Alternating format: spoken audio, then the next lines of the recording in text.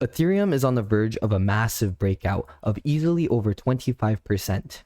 However, before you FOMO into a long, there's a few key levels that you need to be paying attention to make an educated decision and get a good entry on this potential long or a potential short, depending on what the price action does in the next few days.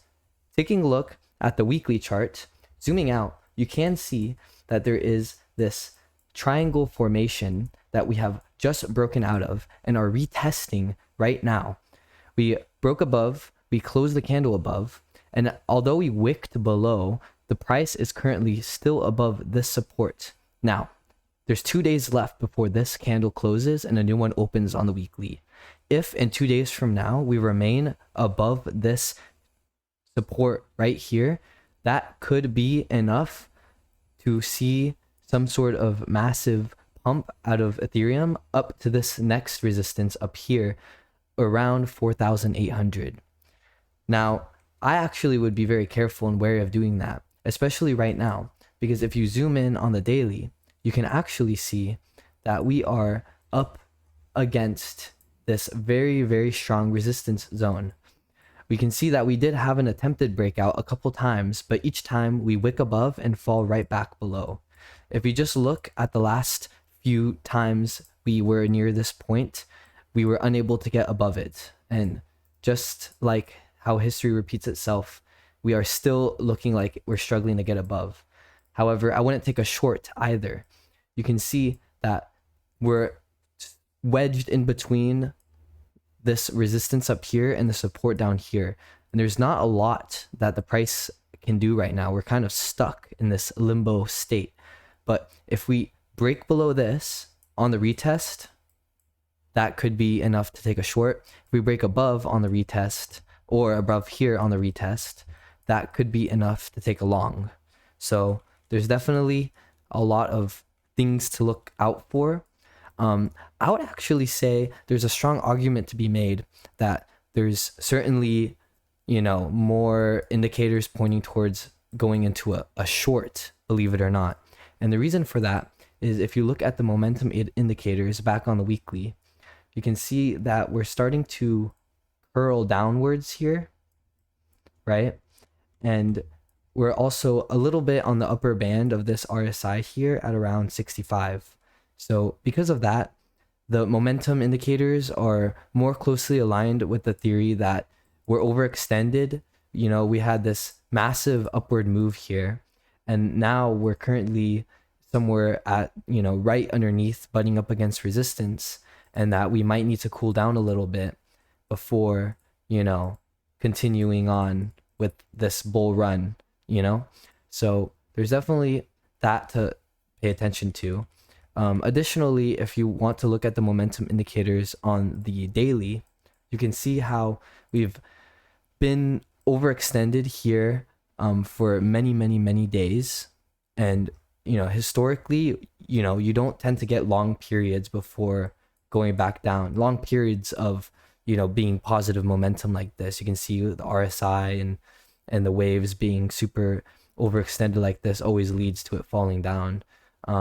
So just looking at this RSI kind of struggling and remaining up here, as well as the waves remaining up here for so many days in a row, that indicates that there could be some sort of seller exhaustion occurring. If we want to zoom in though and look at a much smaller time frame, such as the hourly, we could look to see if there's any patterns to indicate, what's going on here. You can see that we had a massive W, but that already played out and we actually hit the target for that. So if you were to trade this W pattern here, you would basically take the bottom here, go to the breakout point, and then extend this further. And a lot of times it goes a little bit, before that, just to trap people out. But we basically got that, right? I would argue that we basically got that. So that trade is over, right? And now what I see is almost on a smaller time frame, a sort of M pattern, right? Which that's dangerous, Something about the M pattern that you need to pay attention to is you get a high here, You come back down and you get a second high that's slightly lower than the previous high. So that's an M pattern to me. If you were to trade this, you would look at this neckline here, which coincides with this support that we already have. And what you would do is you would essentially draw a line from this high up here down to the neckline and then extend it down, right? So then your target would be around 2,600. Now this is a smaller time frame, it's less significant, but if you're just trying to scalp, that's something to pay attention to.